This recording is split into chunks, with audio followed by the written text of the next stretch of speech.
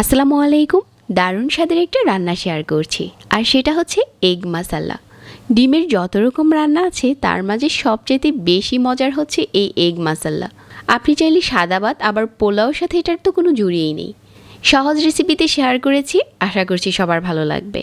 আর আমার এরকম সহজ সহজ রেসিপিগুলো ভালো লাগলে চ্যানেল সাবস্ক্রাইব করবেন আর আমাদের পেজ ফলো করতে পারেন। আজকের এই এগ মাসালা রান্না করার জন্য এখানে 6 থেকে 7টার মতো ডিম পর্যাপ্ত পরিমাণের পানি দিয়ে সিদ্ধ করে নিচ্ছি। আর সিদ্ধ করার সময় একটু লবণ দিয়ে দিব, তাহলে ডিম ফেটে যাবে না। ডিমটা সিদ্ধ হতে হতে আমরা একটা মশলা তৈরি করে নিচ্ছি।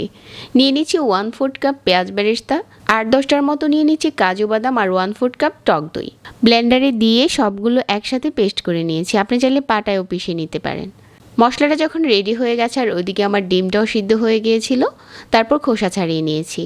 এখন এই একটা ডিম নিয়ে ছুরি দিয়ে এভাবে করে প্রতিটা ডিমকে চিড়ে দিচ্ছি। প্রতিটা ডিমের গা এরকম চিড়ে দিলে রান্না করার পর দেখতে সুন্দর লাগে। এগ মশলাতে এরকম করে দিলে প্রতিটা ডিমের ভিতরে খুব ভালো করে মশলা ঢুকে। তারপর 2 টেবিল চামচ তেল দিয়ে দিলাম প্যানে। তারপর হচ্ছে ডিমগুলো দিয়ে দিচ্ছি। ডিমগুলো দেওয়ার পর এখানে পরিমাণ মতো লবণ আর 1/4 চামচের মতো ফুড কালার দিয়ে ডিমটা ভেজে নিচ্ছি।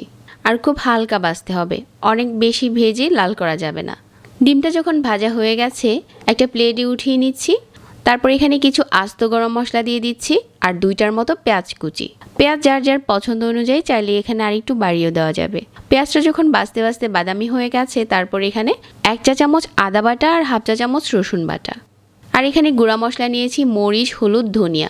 এই সবগুলো করে আছে মরিচ, হলুদ, ধনিয়া আর জিরার গুঁড়া আছে 1/2 চা চামচ করে, আর হলুদের গুঁড়া আছে 1/4 চা চামচ। রান্নাতে হলুদটা একটু কম দিতে হয়, তা না হলে খেতে ভালো লাগে না। 1/4 কাপ দিয়ে দিচ্ছি টমেটো কুচি, পরিমাণ মতো লবণ। তারপর যে মশলাটা আমরা আগে থেকে বেটে রেখেছিলাম ওইটা দিয়ে দিচ্ছি, দিয়ে আবারও নেড়েচেড়ে মিশিয়ে নিচ্ছি। আর এখানে 1 কাপ পানি দিয়ে দিচ্ছি। 1 কাপ পানি দিয়ে সবগুলো মশলা একসাথে নেড়েচেড়ে মিশিয়ে নিচ্ছি। যখন ফুটতে শুরু করবে ঠিক এই পর্যায়ে আমাদের আগে থেকে ভেজে নেওয়া ডিমটা দিয়ে দিচ্ছি। ডিমটা কিন্তু আমি অনেক বেশি করে ভাজিনি, হালকা ভেজে নিয়েছি। আর এভাবে করে মিডিয়াম আঁচে রান্না করে নিচ্ছি। এখানে এর থেকে বেশি পানি দেওয়া লাগবে না। এভাবে করে মিনিট 5-6 মতো রান্না করে নিয়েছি। আর আমাদের এগ মশলা এখন রান্না করা প্রায় শেষের দিকে। নামানোর আগে ধনেপাতা কুচি আর কাঁচামরিচ দিয়ে চুলাটাকে বন্ধ করে দিচ্ছি। এখন আমাদের এগ মশলা রেডি হয়ে গেছে। একটা ডিশে ঢেলে পরিবেশন করে নিচ্ছি। এই এগ মশলাটা সবচেয়ে বেশি মজা হচ্ছে পোলাওয়ের সাথে, চাইলে সাদা ভাতের সাথেও খাওয়া যায়, খেতে দারুণ লাগে। সহজ একটা রান্না শেয়ার করলাম। যারা নতুন আছেন তাদের জন্য এসব রান্নাগুলো অনেক কাজে আসবে। সবাইকে আবারও ধন্যবাদ জানিয়ে আজকে এখানেই বিদায় নিচ্ছি। আল্লাহ হাফেজ।